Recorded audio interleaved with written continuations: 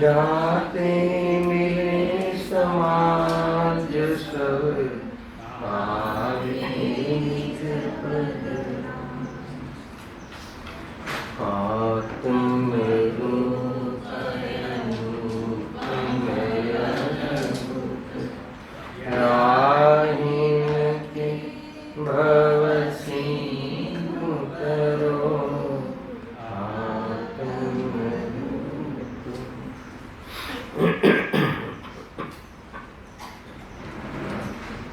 आज श्री मोक्ष मार्ग प्रकाशक ग्रंथ से 7મા અધિકાર ઉપર આપણે સ્વાધ્યાય ચાલી રહ્યો છે. વ્યવહારવાસી મિથ્યા દૃષ્ટિનું ભેદ, પેટાભેદ, પરીક્ષા રહિત આજ્ઞા અનુસારી ધર્મધારક વ્યવહારવાસી. આ પ્રકરણમાં શિષ્ય તરફથી પ્રશ્ન કરવામાં આવ્યો કે તમે પરીક્ષા કરી અને આજ્ઞા માનવી એમ કહો છો, અર્થાત તો પરીક્ષા કરીને જ વાત માનવી એમ કહો છો. તો સમ્યક્ત્વના એક ભેદમાં આજ્ઞા સમ્યક, ધ્યાનના એક ભેદમાં આજ્ઞા વિચય અને સંકિતિના 8 ગુણમાં એક નિસંકિત અંગ. એના પરથી તો એમ લાગે છે કે પરીક્ષા કરવાની વાત ઉડી જાય છે. પંડિતજી એમાં અનેક પ્રકારના પ્રશ્નોત્તર કરીને તર્કથી વાત કહે છે કે આજ્ઞા અનુસાર, આજ્ઞા સમ્યક, આજ્ઞા વિશે ધ્યાનનો અર્થ શું છે કે જે પણ કોઈ શાસ્ત્રોમાં કહ્યું હોય, અર્થાત તો વિતરાગી દેવશાસ્ત્ર ગુરુએ જે નિરૂપણ કર્યું હોય એના અનુસાર તત્વનો વિચાર કરી અને નિર્ણય કરી અને શ્રદ્ધાન કરવું, અને જે શ્રદ્ધાન થયું હોય એ વિષયમાં એકાગ્ર રહેવું, એનું નામ પરીક્ષા કરી કહેવાય. પરીક્ષાનો અર્થ અને આજ્ઞાનો નિષેધ નથી. આજ્ઞાને તો મુખ્ય રાખી પંડિતજી કે આજ્ઞા અનુસારનો અર્થ શું છે કે પ્રભુએ જે કહ્યું હોય, પ્રભુએ જે આજ્ઞા આપી હોય, પણ એ અનુસાર પછી શું કરવું, એ અનુસાર વિચાર કરવું, એ પણ એક પરીક્ષા છે. વિચાર કરીને નિર્ણય કરવો, એ નિર્ણય કરવો એ એક પરીક્ષા છે. બરાબર છે? એનો નિર્ણય કરવો, નય પ્રમાણથી એનો નિર્ણય કરવો, અને નિર્ણય કરીને પછી એવું શ્રદ્ધાન કરવું, એમ કહ્યું ને, નિશ્રદ્ધાન કરવું, અને જેની શ્રદ્ધાન છે એની સન્મુખતાનો પુરુષાર્થ કરવો. તો એ તો આજ્ઞા અનુસાર આ રીતે કાર્ય કરવું. આજ્ઞામાં છે એટલે અમે અમારા શાસ્ત્રોમાં છે બસ એટલા માત્રથી રસ લેવો, અમારે તે આ વાત કહી છે, અમારે તે આ વાત કહી છે, આ તો અમારા ગુરુએ કહી છે, તો એમ એટલું જ માનવાથી કાર્ય નહીં થાય. મૂળ વાત અહીંયા એ કહી છે. ખરેખર તો જે પ્રમાણે શાસ્ત્રમાં કહ્યું હોય નિર્ણય કરી પોતાની સોચ બદલવી, એનું જ નામ પરીક્ષા કરી કહેવાય. સોચ બદલે નહીં, અભિપ્રાય પલટે નહીં, અને અમારે શાસ્ત્રમાં અમારી વાત છે, અમારા સંપ્રદાયમાં કહ્યું છે, અમારો જૈન ધર્મ મહાન છે, આ અમારે ત્યાં કહ્યું છે, પણ અભિપ્રાય પલટવાનું નામ નહીં, સોચ બદલવાનો વિચાર નહીં. તો કહે છે કે એ પ્રમાણે વિચાર કરીને સોચ બદલવી, એ પ્રમાણે સમજીને, એ પ્રમાણે સિદ્ધ કરીને, એમ અહીંયા કહ્યું છે. એ પ્રમાણે અંતમાં પંડિતજી 221 પેજમાં છેલ્લા પેરેગ્રાફમાં એ વાતનું સમાપન કર્યું, અને એમાં કહ્યું કે જો નિર્ણય કરવા માટે વિચાર કરતા જ સમ્યક્તમાં દોષ લાગે, ભગવાને કહેલા તત્વનો વિચાર કરવો, વિચાર કરી અને વિચાર કરવાનો શું? વિચાર કરવાનો અર્થ કે આ એ પ્રમાણે બરાબર સમજવું. એને તું શંકા સમજતું હોય તો અહીં આગળ લખે છે કે તું એમાં જો તને સમ્યક્તોમાં નિશંકિત અંગનો અભાવ થઈ ગયો એવું તને લાગતું હોય તો પંડિતજી કહે છે કે અષ્ટસહસ્રીમાં આજ્ઞા પ્રધાની કરતા પરીક્ષા પ્રધાનીને ઉત્તમ શા માટે કહ્યું?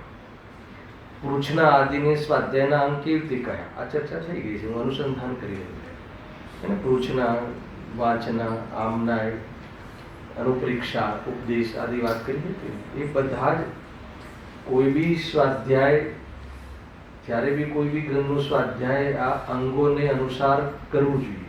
આમાંથી એક બી અંગ તમારે છૂટી જતું હોય તો નિર્ણય યથાર્થ નહીં થાય. ખ્યાલ? કોઈએ કહી દીધું એટલે માની લીધું એમ નહીં.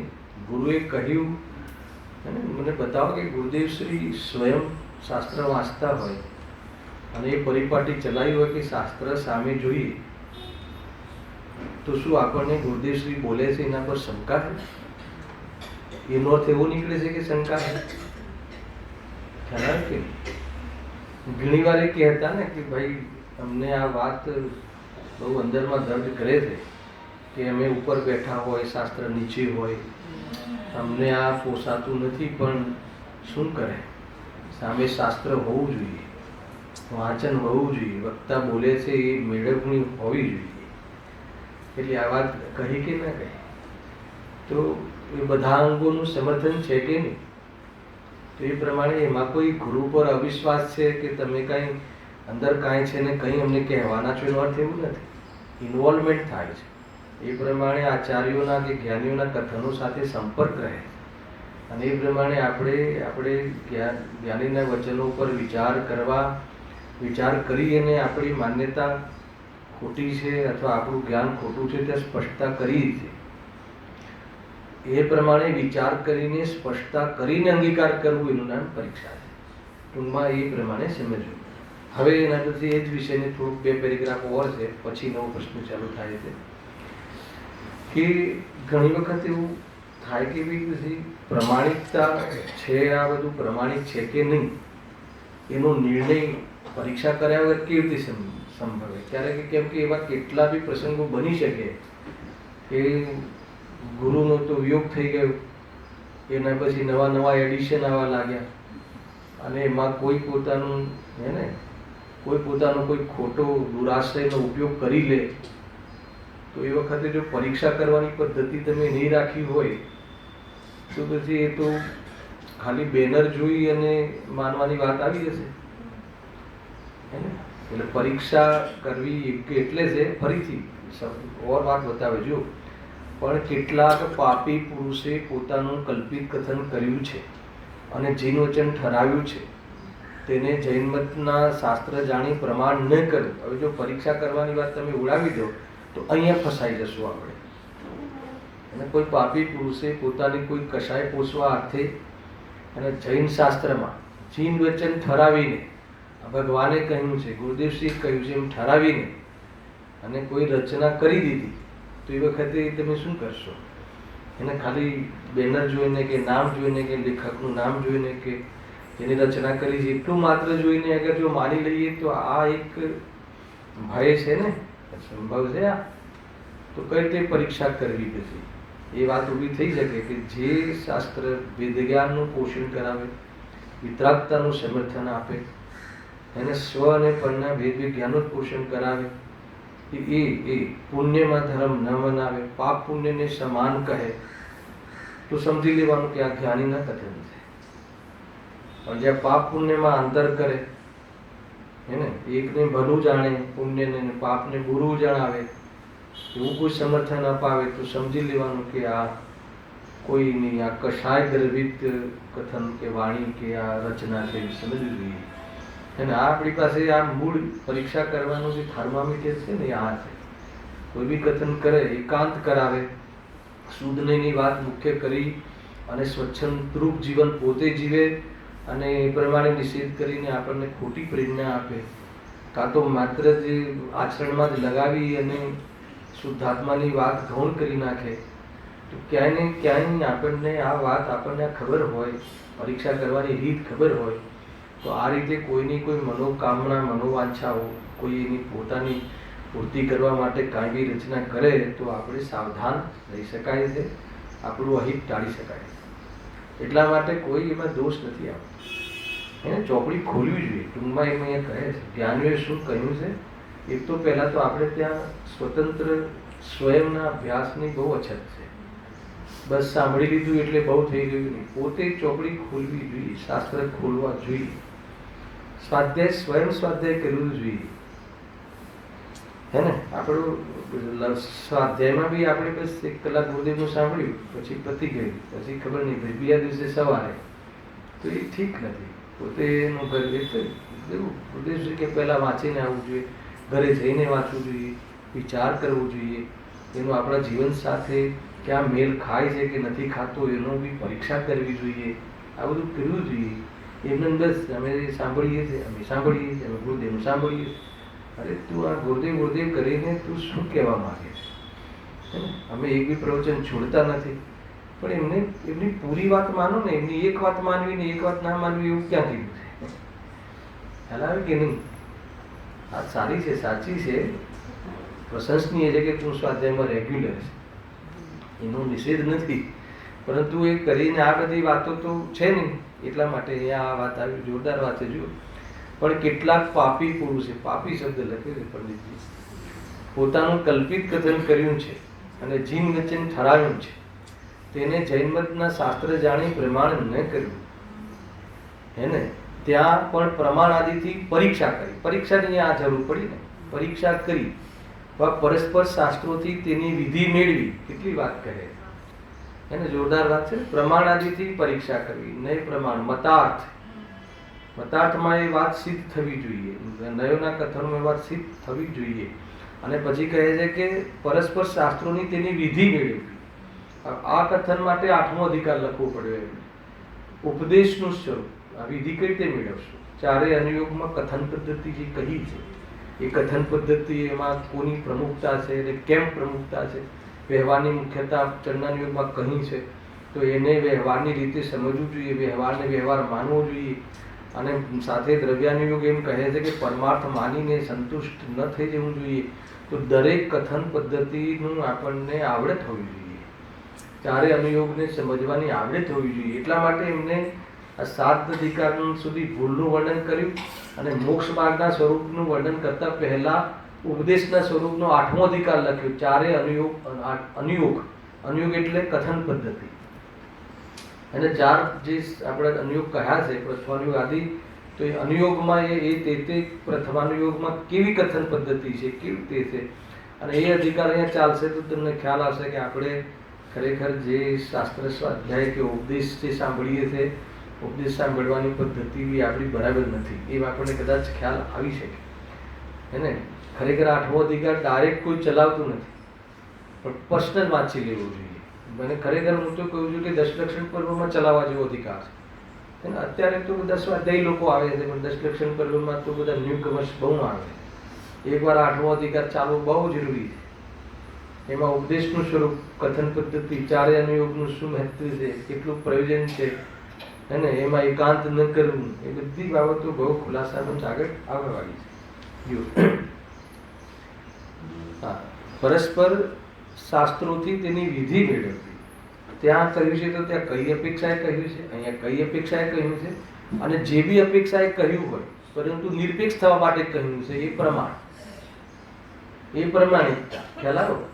માનો કે ત્યાં ચરણાનુયોગમાં કહ્યું કે ભાઈ તું વ્રતાદિનું પાલન કરજે, તો ત્યાં કઈ અપેક્ષાએ કહ્યું છે. અને અહીંયા કહ્યું કે વ્રતાદિ જડ પરિણામ છે, તો અહીંયા કઈ અપેક્ષાએ કહ્યું છે. બંને અપેક્ષા સમજવી જોઈએ. અને બંને અપેક્ષા કરવાનું કહ્યું ત્યાં બી સ્વભાવ પર દ્રષ્ટિ કરાવવાનું પ્રયોજન છે, અને આને પૂદગલમાં નાખ્યું તો બી સ્વભાવ પર દ્રષ્ટિ કરાવવાનું પ્રયોજન છે. અગર જો એ બંને પ્રયોજન, બંને કાર્યોમાં આ જ પ્રયોજનની સિદ્ધિ હોય તો એને યથાર્થ માની એ પ્રમાણે અંગીકાર કરવા જોઈએ. બહુ બધી બાબતો છે. આનો તો આપણે ખુલાસો બી થઈ શકે, જેટલો ખુલાસો કરવો એટલો થઈ શકે, આગળ આવશે. વ્રતાદિને અંગીકાર કરવાનું તમે કહો છો તો એમાંથી સ્વભાવની દૃષ્ટિ કેવી રીતે થાય? વ્રતાદિના અંગીકાર કરવાનો અર્થ ખબર છે? એનો અર્થ એ છે કે પાપ પરિણતિમાં ઉપયોગમાં મર્યાદા લાવવી, અને જ્યાં પાપમાં રહેતા રહેતા વેદ જ્ઞાનની વાત ગળે નહીં ઉતરે, હે ને. વ્રતાદી એટલે વિરક્તિ. કોનાથી વિરક્તિ? પાપોથી, તીવ્ર કષાયથી. તો તીવ્ર કષાયથી વિરક્તિ, અને જ્યાં સુધી તીવ્ર કષાય ઊભી હશે ત્યાં સુધી એ વાત નહીં સમજે, ત્યાં સુધી એને ભક્ષની વાત કહેશું તો ઉડાવી દેશે. ખ્યાલ આવે કે નહીં? તમે બધી આ વાત ભક્ષ અભક્ષની વાત નહીં કરવી. એક બાજુ તો કહો છો આત્મા ખાતું નથી, અને અમને ખાલી તમે આ ખાઓ ન ખાઓ ને ઝઘડામાં ઉતારો છો, એમ કહી અને પોષણ શાનું કરશે? અને અભક્ષનું સેવન કરશે. તો કહે છે કે ભાઈ એને બધી આત્માની વાત સાંભળવાની પાત્રતા તો હોવી જોઈએ. હું તો કહું છું કે એને ખરેખર આત્માની વાત સાંભળવા પહેલા એની પાત્રતાનો વિચાર કરવો જોઈએ, કે એ છે ને એને ઘણી વખત આત્માની વાતની અસર બીજી કરી નાખશે.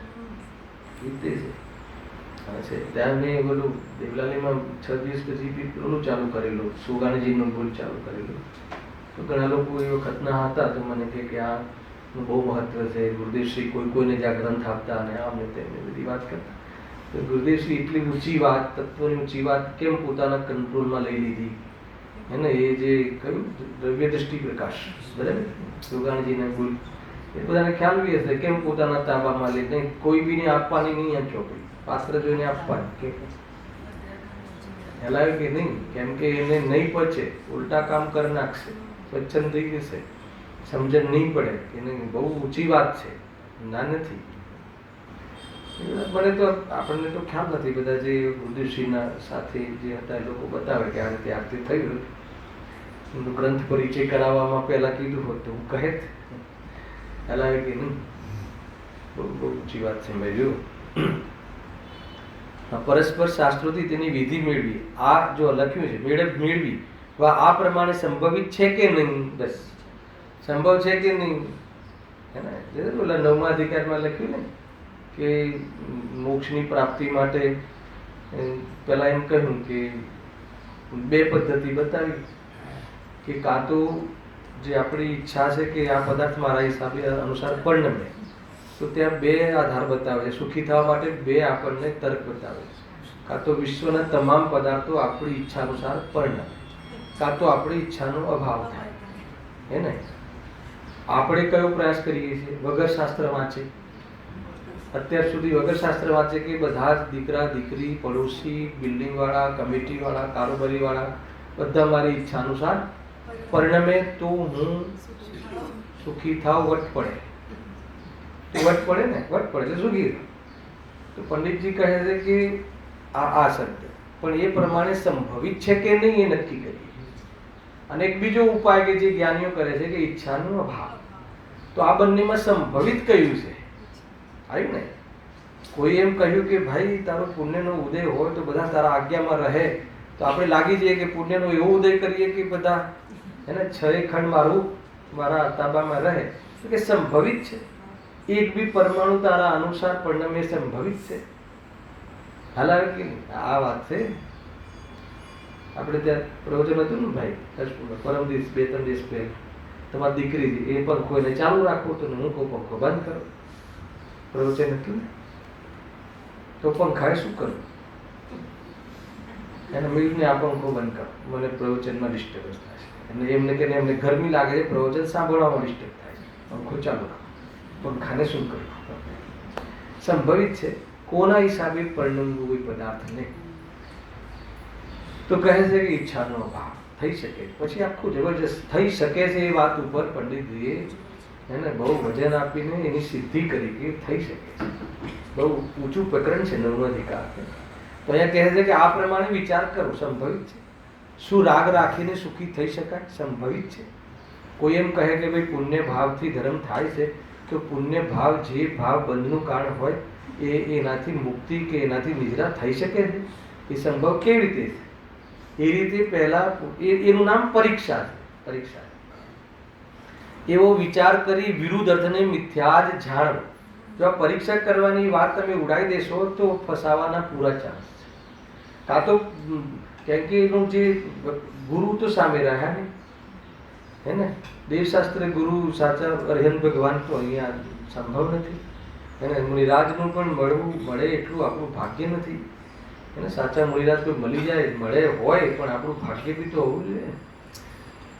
તો હવે આ જ્ઞાનીઓ કહી ગયા કે કઈ વાંધો નહીં, શાસ્ત્ર છે તારી પાસે આધાર નિત્ય ઉદ્યોગીની, એને નિરંતર એને એમાં કોઈ બપોરે કે સાંજે કાંઈ નહીં, 24 કલાક તું ક્યારે બી ચોપડી ખોલી શકે, પણ એમાં અગર આ પરીક્ષા કરવાની વાત તું મુખ્ય રાખજે, નહીં તો કોઈ નવી એડિશનોમાં ક્યાંક ફસાવાનું થાય. લખ્યું છે નીચે જો, જેમ કોઈ ઠગે પોતે પત્ર લખી તેમાં લખવાવાળી જગ્યાએ કોઈ સાવકારનું નામ લખ્યું હોય તો ત્યાં તેના નામના ભ્રમથી કોઈ પોતાનું ધન ઠગાય તો તે દરિદ્રી જ થાય. ખ્યાલ આ ઉદાહરણ છે. પહેલા ખ્યાલ શું કે માન લો કે કોઈ ઠગે, માન લો કે પ્રફુલ્લ મારા નામની ચિઠ્ઠી અર્પિત મોકલી આપી તમને, કોઈ ઠગે મોકલી આપી ચિઠ્ઠી લખીને તમને કોઈ માણસને મોકલ્યું, નામ નીચે લખ્યું કે પંડિત શ્રેષ્ઠ કે આને તમે યોગ્ય મદદ કરજો, આને 50 લાખ આપો તો વાંધો નથી, હું બેઠો છું એમ કહીને મારું નામ લખીને કોઈ ઠગે તમને ચિઠ્ઠી લખીને મોકલાવે. હવે તમે એની પરીક્ષા કે ભાઈ આ કન્ફર્મેશન ન કરો, યાર પંડિતજીનો ફોન આવ્યો છે, અરે ફોન શું ચિઠ્ઠી આવી છે આપી દો, હે ને? પછી મળો ત્યારે મેં તો કઈ વાત કરી જ નથી, શું થાય? ખ્યાલ આવે કે નહીં? એ અહીંયા કહે છે પેલું કયું કાંડ થયું હતું ઇન્દિરા ગાંધી વખતે, નામ ભૂલી ગયું. એ વખતે કોઈએ ઇન્દિરા ગાંધીના અવાજમાં બોલીને 50 લાખની માગણી કરી અને બરાબર થઈ ગયું, 50 લાખ મળી બી ગયા. પછી મળવાનું થયું તો કે મેં તો કીધું જ નથી. આ એક આવેલું બહુ પહેલાનો બનાવ છે. તો હવે એને પરીક્ષા કરીને પછી ફોન કરીને મૂકીને શું તમારો ફોન આવ્યો તો બરાબર છે, તમે તમારો જ હતો, તો એ કન્ફર્મેશન કોણ કરે? ખાલી 2 ને 10 લેખક આ છે પતિ એ અહીંયા કહે. બહુ આપણે સમજવા જેવું જો.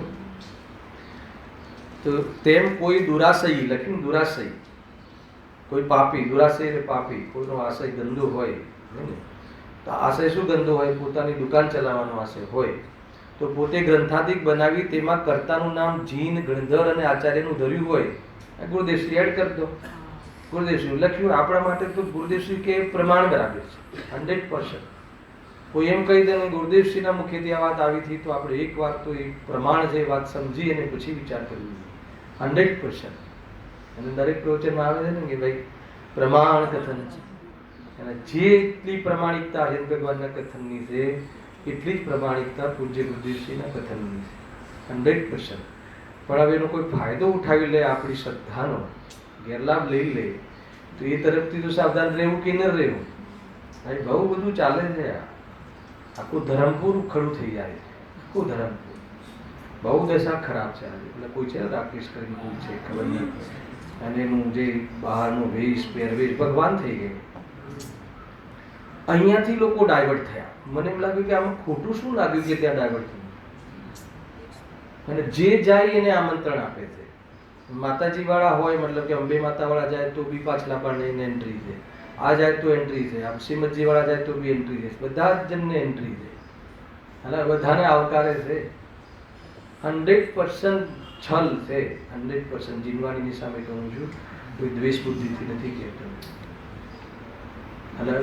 હમણાં મને દેવલાલી કોઈ ભાઈએ કહ્યું કે એ ભાઈ કંઈ અમેરિકા ગયા હશે, એમની કોઈ પુણ્ય જન્મતિથિ કે કોઈ હશે, સાંભળ્યું? બહુ એવા વ્યક્તિએ કીધું કે એની વાત સત્ય માનવી પડે. કે એક તો પેલા પ્લેનમાં હતા, તો પ્લેનમાં મારી દીકરી બી હતી, તો જે પણ કોઈ હોય ત્યાંનું જે બી વેજીટેરિયન જે પણ બધું જ સેવન કરે, એટલે કોઈ ઠેકાણું નહીં.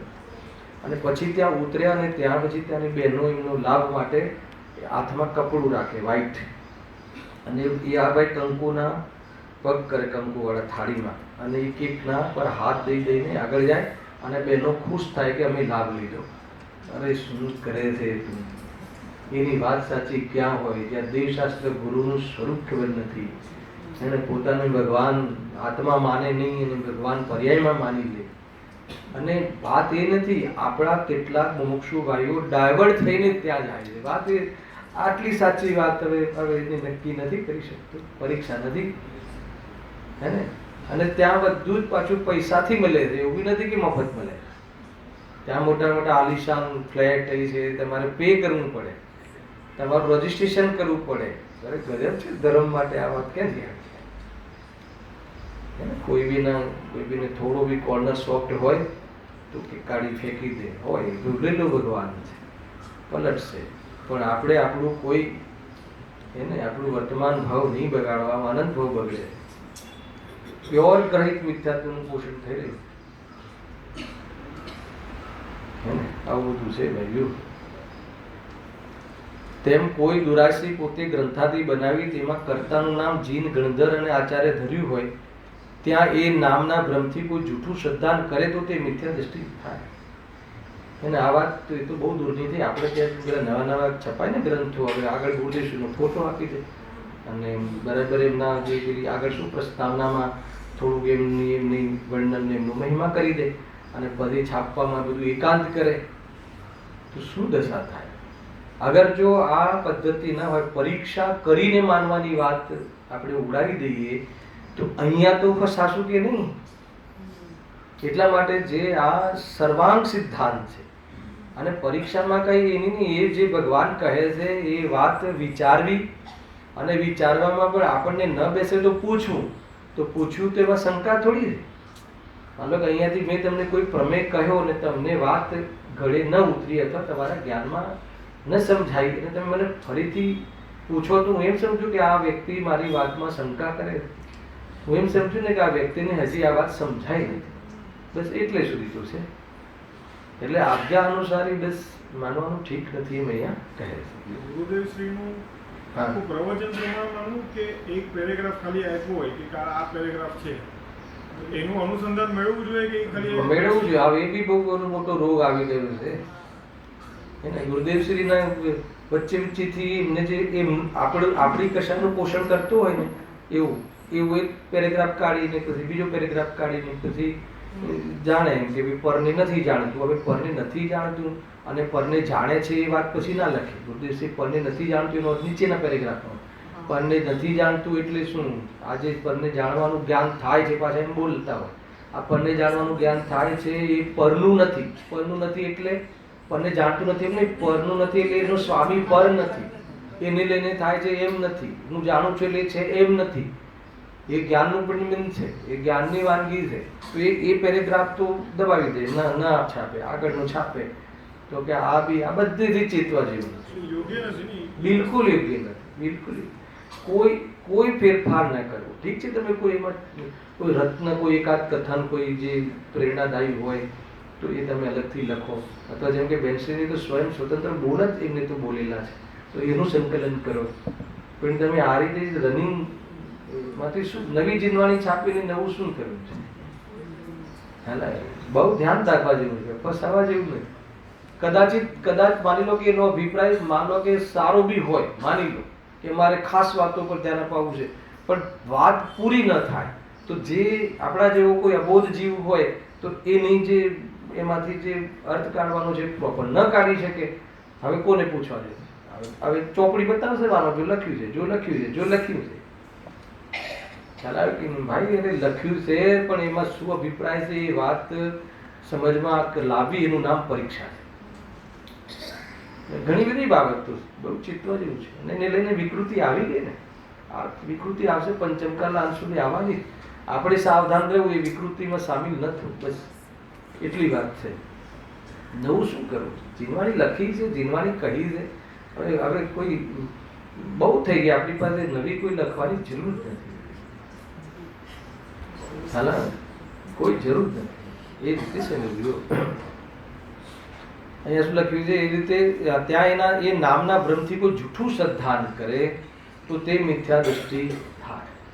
બહુ નિર્ભર રાખે છે, બહુ નિર્ભર રાખે છે. આ બધી બાબતો દરેક વ્યક્તિ પોતપોતાના મનનો પક્ષ ચલાવવા અર્થે ગુરુદેવશ્રીના નામનો ઉપયોગ કરી એને નામ ખટાવી જવું એમ કહેવાય ને, એ રીતે કામ કરતા હોય છે. એનું ધ્યાન રાખવું. હવે એની જવાબદારી આપણી છે, એની જવાબદારી નથી. જવાબદારી આપણી છે કે આપણે સાવધાન રહેવું જોઈએ. તો કેવી રીતે રહેવું? તો કે દરેક આપણે પોતાનો આપણો સ્વાધ્યાય અને પરીક્ષા કરવાની પદ્ધતિ, એ બે વસ્તુ આપણને આવડવી જોઈએ. પછી કોઈ ટેન્શન નથી. અને ભાઈ આ તો ઠીક છે, આ તો આપણે આ તો અંદરની સમસ્યાઓ થઈ ગઈ છે. ઘણા લોકો તો બીજી જગ્યાએ બી હોય ને, બીજી જગ્યાએ ત્યાં પણ આત્માની વાત કરી છે, ત્યાં પણ આત્માની વાત કરી છે. અરે પણ અહીંયા કરી છે તો તારે બીજે ત્યાં કરી છે એનું શું મહિમા લાવવો છે? ગીતામાં પણ આત્માની વાત કરી છે. આત્મા ખાતું નથી, પીતું નથી, જલતું નથી, મરતું નથી. સેમ ટુ સેમ છે કે ના? સેમ ટુ સેમ નથી. પછી એના પછીનું વાક્ય ખબર છે? પછી એટલે કહે કે હે અર્જુન, જયારે આત્મા મરતો જ નથી, બળતો નથી, તો તું બાણ ચલાવ ને. તો એ કહે છે જયારે મરતો જ નથી તો બાણ ચલાવવાનો વિકલ્પ શું કામ કરે છે? નિર્વિકલ્પ થા ને. અંતર ખ્યાલ આવે છે? કેટલું મોટું અંતર છે. અરે દુનિયાની અંદર જે અન્ય સંપ્રદાયોમાં જે સારી વાતો કહેવાય દયાદાનની, એ બધી તો આપણા ગ્રંથોમાં છે જ. પણ આપણે ત્યાં જે સાચી વાત છે ને એ બીજે ક્યાંય નહીં. તો આપણું સર્વાંગ છે, આગમ સર્વાંગ છે. એટલે આપણે હવે કોઈ જગ્યાએ કોઈ પ્રભાવિત થવાની જરૂર નથી. ભાઈ બીજું પૂછાડી દેશે. એને ક્યાંક પિક્ચરોમાં પણ થોડીક વાત આત્માની કરે અને પછી બધા જ અંદરમાં બધી ભોગની વાતો તમને પીરશે ને આપણે અંદરમાં ભોગના ભાવ તો હોય જ છે. એટલે આપણે પેલું તો ભૂલી જઈએ ને પછી ઓલું પકડી લઈએ.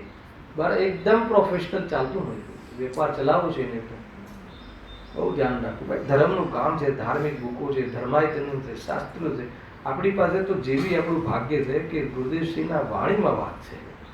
એટલે આપણે કોઈ ચિંતાનો વિષય છે નહીં. વાણીમાં છે ને, એમના શબ્દ ટુ શબ્દ છે. સમજવું જોઈએ. જો હવે પ્રશ્ન સાંભળજો. હવે એ વાતને ઓર ખુલાસા કરું તો ઘુમટસાર ગાથા 27માં એમ કહ્યું છે કે સમ્યક દ્રષ્ટિ જીવ અજ્ઞાની ગુરુના નિમિત્તથી જૂઠું પણ શ્રદ્ધાન કરે તો આજ્ઞા માનવાથી સમ્યક દ્રષ્ટિ જ છે. પ્રમાણ લઈ આવે. નીચે ગાથા લખી જો सम्मा इट्ठी जीवो उवैठम पवयणम तु सद्दहति सद्दहति असद्भावम है ना, असद्भाव અજાણવાણામ ગુરુ નિયોગા. ખ્યાલ આવે કે શું કહે જો એનો અર્થ વાંચે. બહુ સરસ અજયનો અર્થ બી જોરદાર કહ્યો છે કે ગોમટસાર ગાથા 27માં એમ કહ્યું છે સમ્યક દ્રષ્ટિ જીવ અજ્ઞાની ગુરુના નિમિત્તથી, ગુરુને કયા અજ્ઞાની સાંભળ્યું, નિમિત્તથી જૂઠું પણ શ્રદ્ધાન કરે તો આજ્ઞા માનવાથી સમ્યક દ્રષ્ટિ છે. હવે અહીંયા અજ્ઞાની ગુરુ એટલે શું એ પહેલા અર્થ કરવો જોઈએ. તો અલ્પ જ્ઞાનીને પણ અજ્ઞાની કહે છે. અજ્ઞાનના કેટલાય અર્થ છે. એક અજ્ઞાનનો અર્થ એ છે કે જડ, કે જેનામાં જ્ઞાન જ નથી. એક અજ્ઞાનનો અર્થ છે ઔદૈક અજ્ઞાન. એક અજ્ઞાનનો અર્થ છે કે મિથ્યા જ્ઞાન. અને એક અજ્ઞાનનો અર્થ છે અલ્પ જ્ઞાન. અલ્પ જ્ઞાનને પણ અજ્ઞાન કહેવાય. હેલા તો 12મા ગુણસ્થાન સુધી અલ્પ જ્ઞાની અથવા અજ્ઞાની છે. કેવલ જ્ઞાનીની અપેક્ષાએ 12મા ગુણસ્થાન વાળા જેવો બી અને 4 જ્ઞાનના ધારી હોય મુનિરાજ તો પણ કેવલ જ્ઞાનની અપેક્ષાએ અજ્ઞાન. તો અહીંયા એની વાત છે. કેમ કે અલ્પ જ્ઞાનીના નિરૂપણમાં અપ્રયોજનભૂત વાતોમાં ભૂલ અથવા એમાં મિસ્ટેક આવી શકે. 5મી ગાથામાં સ્વયં લખે ન દોષ સ્ખલ ગ્રહના યદિ, અને હું કોઈ ચૂકી જાઉં તો વ્યાકરણ આદિમાં છલ ગ્રહણ નહીં કરના એમ લખ્યું ને એમને. કોઈ દોષ આવી જાય, હું છદ્મસ છું, કોઈ લખવામાં વ્યાકરણમાં ભૂલ આવી જાય, પ્રયોજનભૂત વાતમાં તો સંભવ જ નથી ભૂલ આવે, અપ્રયોજનભૂત વાતમાં આવે. અને કેટલીક બાબતોમાં અનેક જૈન ધર્મના મુનિરાજ એમાં અનેક મત હોય છે. એક બાબતમાં અનેક મત હોય છે. આ ગોરસની બાબતમાં બહુ મત ચાલે છે. ગોરસ જે શું કહેવાય ઓલું ખાઈએ તો શું દોષ આવે? ગોરસમાં શું આવે? ઘી આવે, દૂધ આવે, છાશ આવે, બરાબર છે, દહીં આવે, છાશ આવે, બધું આવે. આ બધું ગોરસ છે. હવે એક સામાન્ય કથન કર્યું કે ગોરસ સાથે કોઈ બી બે ફાળ થાય એવું કોઈ બી અનાજ લઈએ તો એમાં દ્વિદળ થાય છે. હવે એક આચાર્ય બીજા આચાર્ય સ્પષ્ટીકરણ કર્યું ગોરસમાં દહીં, દૂધ અને છાશ ઘીની સાથે દ્વિદળ થતું નથી. કેમ કે એમાં તેલ છે. તો એ રીતે ઇન્ટરપ્રિટેશન કર્યું. કોઈએ વળી ઓર કહ્યું કે ભાઈ દૂધમાં ન ગણવું, ખટાશ બેક્ટેરિયા દહીં અને છાશની મુખ્યતા છે.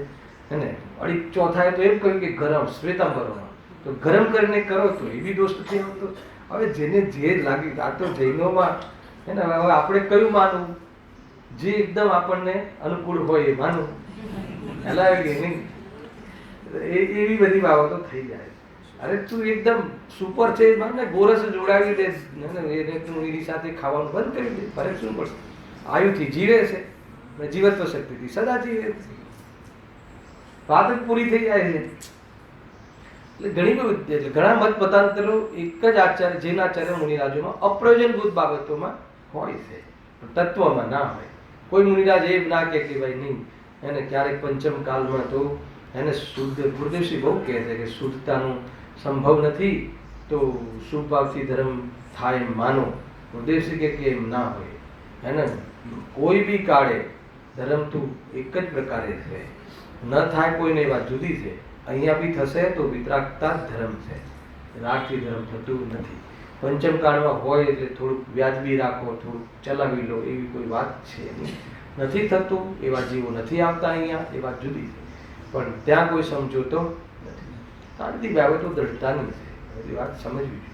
તમને એમ લાગતું હશે કે સરળ છે, પણ સરળ નથી. આપણે આમાં બોલવામાં સરળ છે, પણ ક્યાંય ને ક્યાંય આપણું ચિત્ત છે ને આની અંદર ભ્રમિત ચાલતું હોય, સમજવું જોઈએ એમ છે. જો તો અહીંયા અજ્ઞાની ગુરુ એટલે અલ્પ જ્ઞાની લેવા, અને એમાં લખ્યું છે, જુઓ લખ્યું પંડિતજી, જે પ્રત્યક્ષ અનુમત આદિ ગોચર નથી તથા સૂક્ષ્મપણાથી જેનો નિર્ણય ન થઈ શકે તેવી અપેક્ષાએ કથન છે. પ્રત્યક્ષ અનુમાન આદિ ગોચર નથી એટલે જે અપ્રયોજનભૂત તત્વ આગળ આવી ગયું છે. પ્રયોજનભૂત તત્વ તો પ્રત્યક્ષ અનુમાન ગોચર આદિ છે, પણ જે અપ્રયોજનભૂત તત્વ છે, જેમ સાગરનું માપ, યોજનનું માપ, સાગરના માપમાં હવે તમે એની પરીક્ષા કરવા જાઓ તો એક સાગરનું માપ કેવું કહ્યું છે, પેલું કેટલા યોજન ખાડો ગોળવો, ને પછી ઘેટાના પેલા એવી તરત જ જન્મેલા વાળ થતો, પછી એક કાઢવો, અને પછી જેટલો સમય લાગે એટલે એક સાગર.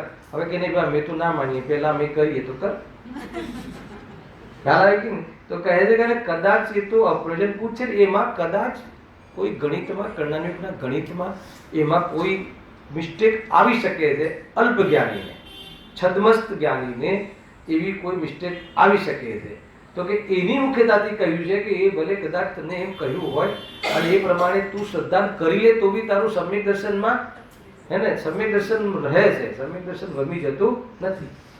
પણ પ્રયોજનભૂત બાબતો જે છે એમાં લખ્યું આગળ જો, પણ મૂળભૂત દેવ ગુરુ ધર્માદિ વા તત્વાદિકનું અન્યથા શ્રદ્ધાન થતા તો સમ્યક દર્શન સર્વથા રહે જ નહીં. હે ને સર્વથા રહે નહીં એટલે કથનથી જ રહે એમ નહીં, સર્વથા ના રહે એમ.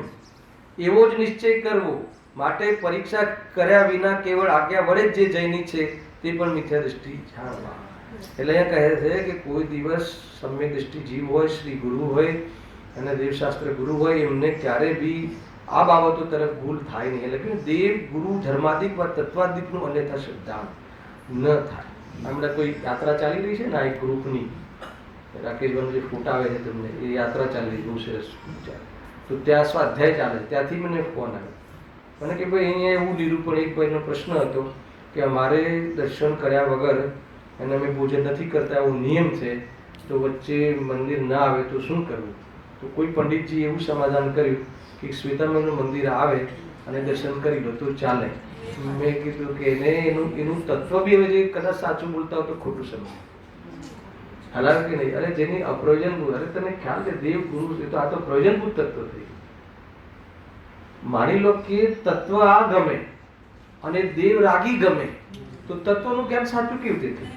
એટલે કે 7 તત્વમાં મોક્ષ તત્વ એ દેવ તત્વ છે, સંવર નિજરા એ ગુરુ તત્વ છે. એને દેવ જે કહ્યું ને, સંવર નિજરા એ શાસ્ત્ર છે, સંવર નિજરા એ ધર્મ છે, અને સંવર નિજરાને જે ઉત્કૃષ્ટ રૂપે ધારણ કોણ કરે છે? મુનિરાજ કરે છે. અને મોક્ષને કોણ ધારણ કરે છે? અર્યન સિદ્ધ ધારણ કરે છે.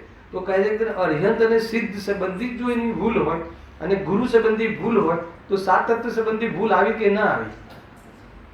અરે રાગી દેવ કેવી રીતે હોય શકે? દર્શન કર્યા વગર ભોજન કરી લેવું એમાં એટલો દોષ નથી, પરંતુ તું શ્વેતંબરની મૂર્તિ જોઈને દર્શન કરી લે તો નિયમો એ રીતે રાખવા જોઈએ ને તારું જીવન જોઈને કે ભાઈ હું ફળની છૂટ રાખીશ, અનાજનું સેવન નહીં કરું, અને કદાચ તારે તો બી તારી અંદરમાં ક્ષમતા હોય ને વિશુદ્ધિ હોય તો તું 4 દિવસ ભોજન વગર રહેવું જોઈએ, પરંતુ કોઈ બી ના દર્શન કરી લઉં તો બધી ઠીક નથી. હલાવે કે નહીં? આ બધી બાબતો મેં કીધું કે હવે ગજબ થઈ ગયું, શું કરશો તમે? અને ભાઈ બહુ બધું તો ખરેખર આપણા તો ભાગ્ય જ કોઈ જોરદાર છે, ચક્રવર્તીઓ કરતા કે ગુરુદેવશ્રી મળ્યા. એટલે આ બધી બાબતોમાં આપણે ફસાઈ. સાચી વાત મળ્યા પછી બી ચંદ્રકાંતભાઈ ફસાવાના ચાન્સ પુષ્કળ છે. ખ્યાલ આવે? બહુ મોટી વાત છે. જો હા એ લખે છે પણ મૂળભૂત દેવગુરુ ધર્માધિકવા તત્વાધિકનું અન્યથા શ્રદ્ધાન થતા તો સમ્યક દર્શન સર્વથા રહે જ નહીં એવો જ નિશ્ચય કરવો. માટે પરીક્ષા કર્યા વિના કેવળ આજ્ઞા વડે જે જૈની છે તે પણ મિથ્યા દ્રષ્ટિ જાણે. વાહ, છઠ્ઠા અધિકારમાં તો આની બહુ ચર્ચા કરી હતી. આ ઘડિયાળમાં ભૂલ ના પડી જાય, ઓલી બંધ થયા ચાલુ વાંધો નહીં. છઠ્ઠા અધિકારમાં હું તમને એક વાત બતાવું. એક છેલ્લો પેરેગ્રાફ તમે કાઢો, એમાં બહુ બહુ અદભુત વાત આવી છે. પેજ નંબર હશે 157, છેલ્લો પેરેગ્રાફ છે ને, સેકન્ડ ઉપર પહેલો પેરેગ્રાફ. અહો દેવગુરુ ધર્મ તો સર્વોત્કૃષ્ટ પદાર્થ છે, એના આધારે તો ધર્મ છે. તેમાં શિથિલતા રાખે તો અન્ય ધર્મ કેવી રીતે થાય? હેલા એના સ્વરૂપની ખબર ના હોય તો પછી એની ભક્તિ, અન્ય ધર્મ એટલે ભક્તિ, પૂજા, પાઠ એ અન્ય ધર્મ હે ને, એ વ્યવહાર ધર્મ. કે જેને દેવશાસ્ત્ર ગુરુના સ્વરૂપની જ ખબર ના હોય અને શ્રદ્ધા ના હોય તો એ ભગવાન પર એ ભક્તિ કરે છે, એ સાચી કેવી રીતે? ખ્યાલ આવે કે માનો કે દેવશાસ્ત્ર ગુરુ 197 મળ્યું ને, તો જોરદાર લખ્યું છે. અન્ય ધર્મ એટલે વ્યવહાર ધર્મ, મૂળ ધર્મ વિતરાગતા. પણ વિતરાગતાનો પ્રેમ ના હોય. દેવશાસ્ત્ર ગુરુ આ જ સાચા છે, વિતરાગ માર્ગ જ સાચો છે, વિતરાગ જ ધર્મ છે, એવું વિકલ્પાત્મક બી શ્રદ્ધા ના હોય તો ભગવાન પ્રત્યે આપણે અર્થ ચડાવવાનો જે ભાવ કરીએ છીએ એને એના વગર ભાવ આવતો હોય તો એને શું સમજવું? ઢોંગ જ સમજવું ને, એને ઢોંગ જ છે ને, બીજું શું છે? અગર વિતરાગતાનો પ્રેમ ના આવે અને એને લઈને આ ભાવ હું પ્રગટ કરી શકું છું એવું અંદરનો કોન્ફિડન્ટ ના હોય, એના વગર એનો મહિમા કેવી રીતે આવે? ભગવાનનો મહિમા એમ જ કેવી રીતે આવે? અને એમ જ આવે તો ગરબડ હોય કે ના હોય? આ મૂળ વાત, મૂળ પ્રયોજન જે દર્શન કરવા પાછળનું છે એની ખબર ના હોય, એની પરીક્ષા ના હોય, એની સમજણ ના હોય અને ભગવાનની પૂજા કરે, એ પ્રતિમા સ્થાપના કરાવે, આખા મંદિરો બનાવડાવે તો એની પાછળ એનું શું મનોવિજ્ઞાન કામ કરતું હશે? એ તમે જ નક્કી કરીને કહેજો મને. એના પાછળ શું મનોવિજ્ઞાન, શું ઝંખના હોય? એને પુણ્યની રુચિ હોય, બાહ્ય લાભ હોય, ખ્યાતિનો લાભ હોય, કઈ કઈ એ જ પકડ હોય, બીજું શું હોય એના સિવાય? જ્યારે આત્માની રુચિનું પ્રયોજન એ ના હોય અને એમાં ધર્મમાં જોવા વચ્ચે વચ્ચે મળી જાય, જ્યારે જ્યારે આયોજન હોય ત્યારે મળી જાય અને એમાં પૈસા ખૂબ ખર્ચે અને તત્વ સંબંધી કોઈ એની આવડત કે સમજણ કે પ્રેમ જ ના હોય તો એ કરવા પાછળનો શું ઉદ્દેશ હોય એ મને બતાવો. કેવી રીતે હોય? હાલ આવે કે નહીં? તો એની પાછળ બહુ ગરીબડ હોઈ શકે છે. હાલ દીકરીઓ બાકી હોય તો બી પૈસા ખર્ચે. એમાં કેટલા વેદીનો સંસાર વધારવા અર્થે ભગવાનની સ્થાપના કરે. દીકરીઓના લગ્ન સારા ઘરમાં થઈ જાય હે ને, એના અર્થે ભગવાનની સ્થાપના કરે. એટલે બહુ બધી બાબતો આવે છે. તમને એમ લાગે કે આ સ્થૂળ વાત, તમે આત્માની જ વાત કરો. અરે આત્માની વાત કરતા પહેલા આ બધી બાબતો જે મેલ છે ને, મનરોગ હે ને, એ હોય ત્યાં આત્માની વાત તને પેસશે નહીં, ઉતરશે નહીં. એમ કહે છે, લખ્યું છે શાસ્ત્રમાં. આપણે તો વિષય છે એટલે એમાં તમે કોઈ આર્ગ્યુમેન્ટ નહીં કરી શકો કે તમે આ લો ને તે લો ને, કારણ કે વિષય જ ચાલી રહ્યો છે. બરાબર છે, એમ છે. તો અન્ય ધર્મ કેવી રીતે થાય? તેથી ઘણું શું કહેવું? સર્વથા પ્રકારે એ કુદેવ કુગુરુ કુધર્મના ત્યાગી થવું યોગ્ય છે. ભાઈ એને ચાલે છે ને, હમણાં નવરાત્ર બી ચાલે છે, કુદરતી તે નવરાત્ર ચાલે છે. કુદેવ કુગુરુ કુશાસ્ત્રનું સમર્થન તમને ખ્યાલ નથી. જીવને એમ લાગે છે કે આપણે ત્યાં બહુ પબ્લિક હોય છે, ત્યાં બહુ લોકો આમ સમર્થન આપે છે, તો બહુ પબ્લિક હોય એ કોઈ પ્રમાણિકતાનું સમર્થન, એ કોઈ એનો આધાર, પ્રમાણિકતાનો આધાર બહુ સંખ્યા છે. ત્યાં રાગીઓને બહુ મજા આવે છે તો ધર્મની પ્રમાણિકતાનો આધાર મજા આવે છે. ભોગોમાં તો અગિયારની મજા જ આવે છે. હાલાકી છોકરાઓ બહુ કે આપણા ધર્મમાં જાણે સુસ્તી છે, આપણા ધર્મમાં સુસ્તતા છે, અને ત્યાં તો કેવું ભરે તને ખ્યાલ નથી કે ધર્મની પ્રમાણિકતાનો આધાર નથી એ બધું હે ને. હમણાં મને કોઈ પ્રશ્ન કર્યો હતો કે માતાજીના ગરબા તો પેલા 3-4 થઈ જતા હોય ને પછી આપણે જો અડધો કલાક પછી જઈએ તો પછી તો ખાલી નાચવાનો જ શોખ હોય તો શું વાંધો આવે? પાઠશાળા હોય ને ચાલતી હોય ત્યાં આવા પ્રશ્નો બહુ આવે. અમારા છોકરાઓ તો બહુ પૂછે પાઠશાળા, पंडित आप तो ये बताओ इसमें कौन सा दोष આવે, હાલા કે નહીં. એ લોકો ગરબા પહેલા માતાજીનો ગરબો સ્થાપના કરી લે, 4 5 6 7 ગરબા ગાઈ લે, પછી આપણે એન્ટ્રી મારીએ ને પછી આપણે જે આપણું જે નાચવાનું આપણને અંદરમાં નાચગાનનો શોખ હોય પૂરો કરીએ તો શું વાંધો આવે? તો કહે છે કે એ વાંધો આવે કે ભલે તું કોઈ બી રીતે જાય છે, પરંતુ એની જે સ્થાપના એ રીતે થયેલી, ધર્મની રીતે થઈ, માતાજી જે માતા કહે છે, લોકો જે બી કહે છે, તો એ રીતે સ્થાપના થયેલી છે. તો આખી દુનિયા તો એ રીતે કે ભાઈ માતાજીના ગરબામાં 1 લાખ માણસ હતો, એટલે તું એની શ્રદ્ધામાં અનુમોદના કરે છે તો એનો દોષ લાગે. લગ્નમાં નાચ, તું ઘરે નાચવાની પાર્ટી રાખ, પરંતુ તું નવરાત્રિમાં નહીં નાચ. ખરેખર એમાં પાપનો દોષ લાગે છે, પેલામાં મિથ્યાત્વના પોષણનો દોષ લાગે છે. બહુ મોટું અંતર છે. આમાં પાપ છે સામાન્ય, અને પેલામાં ગ્રહિત મિથ્યાત્વનું બહુ મોટું પાપ છે. આનંદ ભાવનું બંધ થાય છે. ખબર નહીં, આપણે પોસ્ટ આવે ને એટલે મને બહુ દર્દ થાય. આપણા લોકો પોસ્ટ મોકલે, ગરબા મોકલે, આ મોકલે, પાછા પોતે ત્યાં ફોટો આમ આમ કરીને પાડે ને ફોટો, એ ફોટો પાછળ બધું દેખાય. હમણાં મેં ટીચરોની મિટિંગ લીધી ને, ત્યારે મેં અમારા પાઠશાળા ચાલુ થશે એટલે અમે લોકો એક મિટિંગ રાખીએ. 8-10 ટીચરો જવાથી, આટલા બધા ક્લાસ છે. ટીચરનો ક્લાસ તમે સાંભળજો, 2 કલાકનો ક્લાસ હોય છે. પહેલા દર વર્ષે એક ક્લાસ લઉં છું. પ્રભાવના કરવા માટે એમની પાત્રતાનો બહુ જબરજસ્ત ચર્ચા કરીએ અમે લોકો.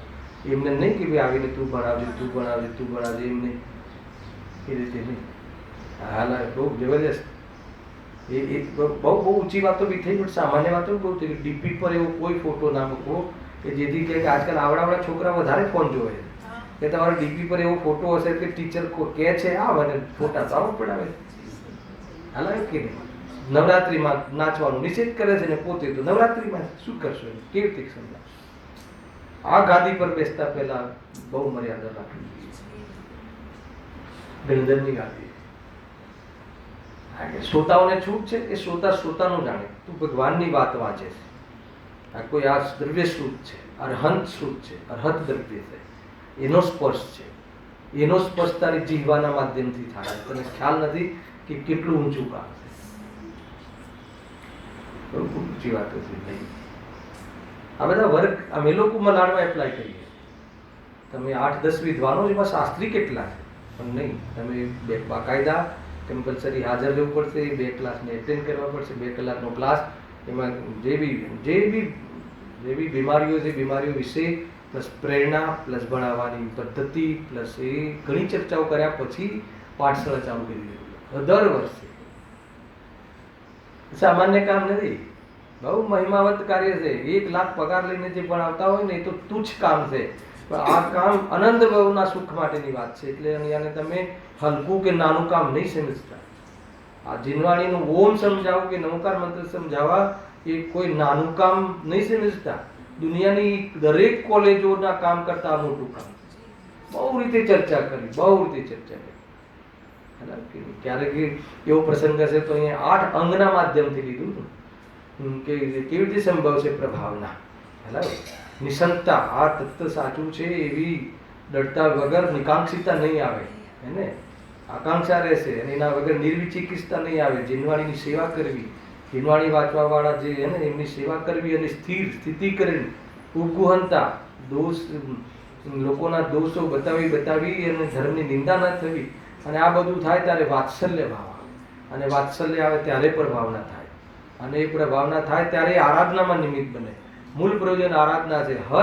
હર પ્રભાવના સ્વયંના અને બીજાની આરાધનામાં નિમિત્ત બને ત્યારે વાસ્તવમાં એ પ્રભાવના છે. બહુ ખુલાસા થયા 8 અંગનું સ્વરૂપ. એક ભાઈ મને પૂછેલું કે 8 અંગ તો સમ્યક દ્રષ્ટિને હોય ને કે તારી ભૂલ છે. સમ્યક દર્શનની પૂર્વમાં 8 અંગ વાળું લાઈફસ્ટાઈલ હોય છે, અને સમ્યક દર્શન થાય ત્યારે એના અંગ સાચા કહેવાય. આ રીતે છે. વાંચી લેજો શાસ્ત્રમાં ખોલી. તો કોને સાંભળવું? તમે કીધું બરાબર છે. એક રીતે જુઓ, હવે આ બહુ જબરજસ્ત પ્રકરણ ચાલુ થાય છે કે ગજબનું છે કે પરીક્ષા તો કરે છે કેટલાક લોકો, પણ પરીક્ષા કરવાનો આધાર ખોટો છે, મૂળ પરીક્ષા નથી કરતા. એને લઈને બહુ સરસ વિષય ડેવલપ થયો છે, આપણે ચર્ચા પ્રારંભ કરી દીધો. વળી કેટલાક પરીક્ષા કરીને પણ જૈની થાય છે.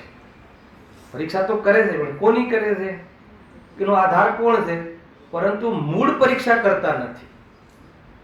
આ જે વ્યવહાર છે ને, જે વ્યવહાર દયા, દાન, વ્રત આદિ, શીલ, સંયમ આદિ, એમાં મૂળ પરીક્ષા શું કરવાની છે?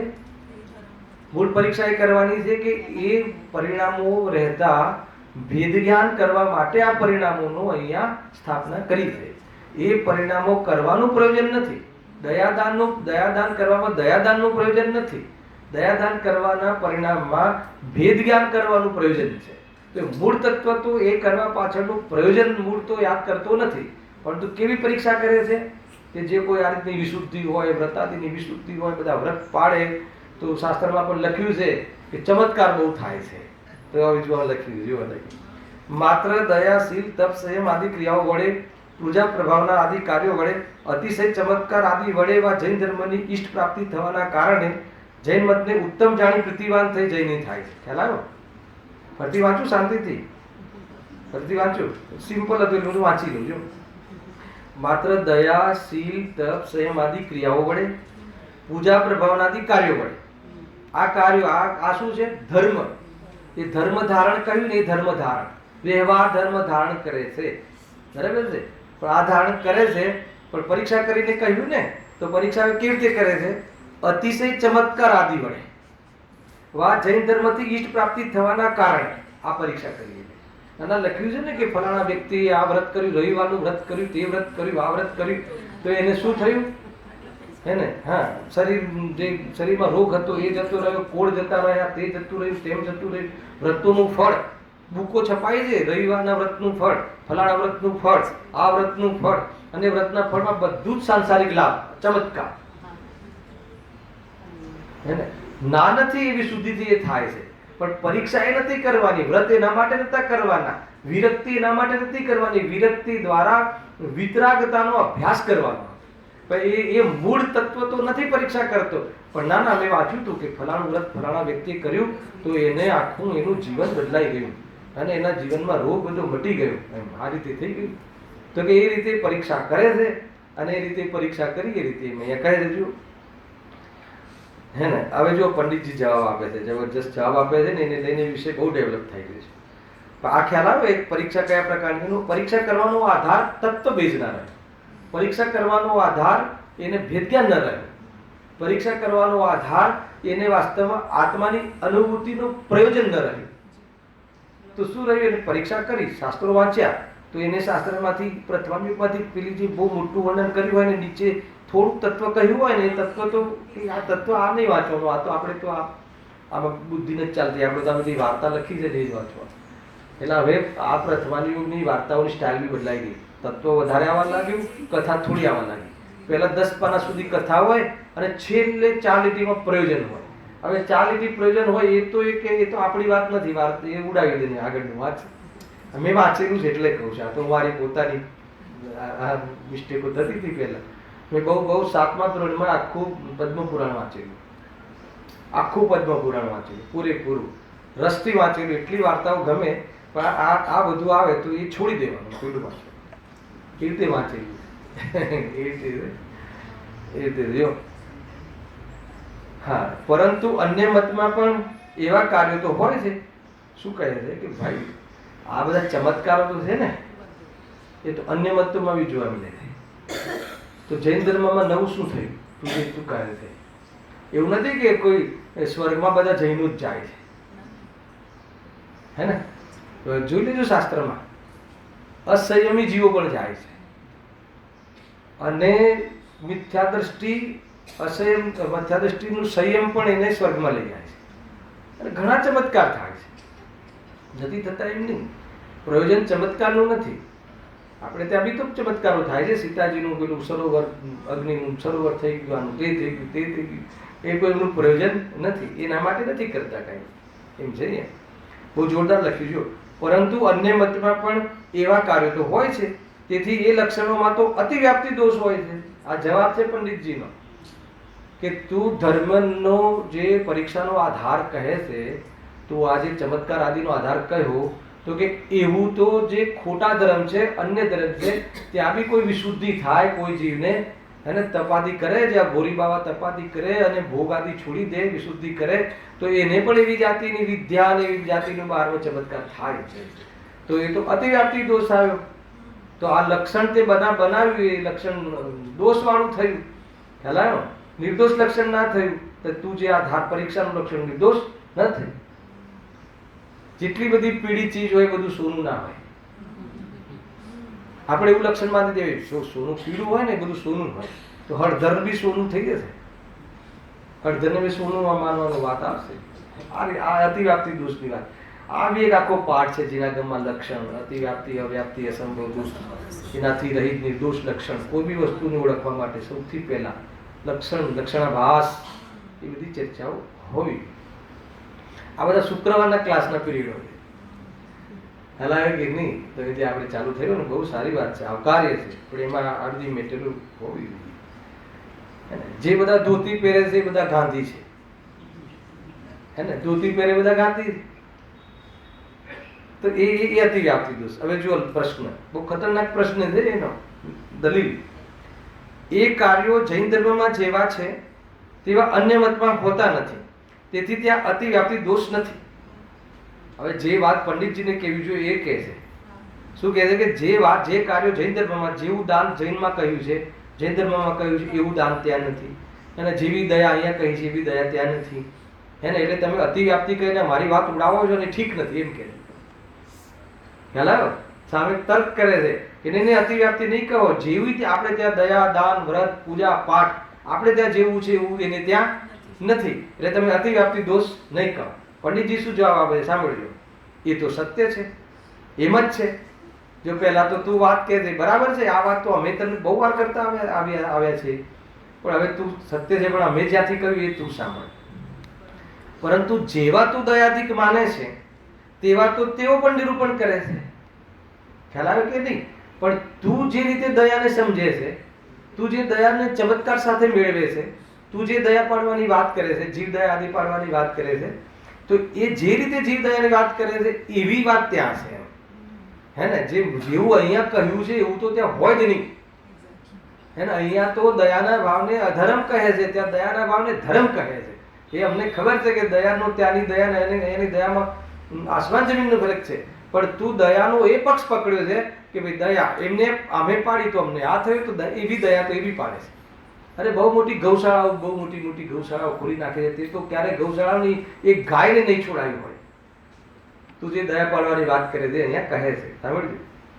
પરજીવોની રક્ષાને તું દયા કહે છે, ત્યારે તેઓ પણ તે જ કહે છે. એ જ પ્રમાણે અન્ય પણ જાણવા. ખ્યાલ આવે કે નહીં? એ તો એ રીતે દયા પાડવાની વાત આપણે ત્યાં રક્ષા કરવાની વાત કહી છે.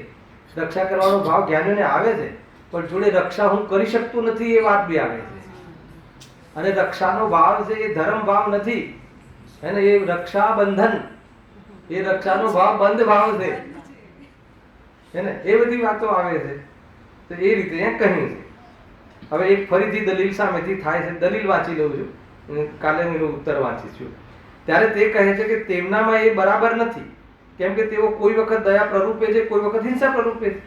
એટલે કે એમને જે દયા રક્ષા કરવાનું કહે છે ને, એ ઠેકાણા વગરનું છે. ક્યારેક તો ઠેકાણા વગરનું કહે છે. મને આ બહુ પ્રશ્ન આવતો કે જ્યાં ગૌ હત્યાનો વિરોધ બહુ ચાલે ને આપણે ત્યાં, કે ગૌ હત્યાનો નિષેધ એવા લોકોએ કર્યો કે આપણે વિચાર કરતા રહી જઈએ કે જેના ઘરે ડેલી માંસો આહાર થતો હોય, દિલ્હી ત્યાં એને મુરગી કે મચ્છીનું સેવન થતું હોય, એવા લોકો ગૌ હત્યાનો વિરોધ કરવા લાગ્યા અને ખરેખર વિરોધ કરવા લાગ્યા. એક વાર તો મને એમ થયું કે આ લોકો અહિંસાના પ્રેરક છે.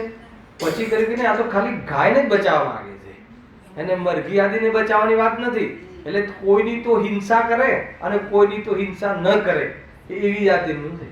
મને બરાબર યાદ છે, કોઈએ મને કહ્યું હતું કે ગુરુદેવશ્રી ને કોઈએ કહ્યું કે તમે એ વખતે આ તો પહેલથી ચાલે છે ને કે તમારે ચીજથી કહેવું જોઈએ, તમે જ્યારે અહિંસા પરનો ધર્મ કહેવું જોઈએ કે ભાઈ ગૌ હત્યાનો નિષેધ કરવો જોઈએ. ગુરુદેવશ્રી કહે કે અમારું કામ નથી. પછી કોઈ પૂછ્યું કેમ સાહેબ? તો કહે છે કે અમે તો એકેન્દ્રિય જીવ માત્રને પણ હિંસાનો નિષેધ કરીએ છીએ. એ લોકો ખાલી મારા દ્વારા ગાયની જ હિંસાનો નિષેધ કરવા માંગે છે, બીજી બધી હિંસાના નિષેધની વાત નથી કરાવવા માંગતા. એટલા માટે કે યથાર્થ નથી. સમજમાં આવી કે નહીં વાત? ઘણી બધી બાબતો છે, આની ચર્ચા કાલે કરીશું. સહેજાનંદ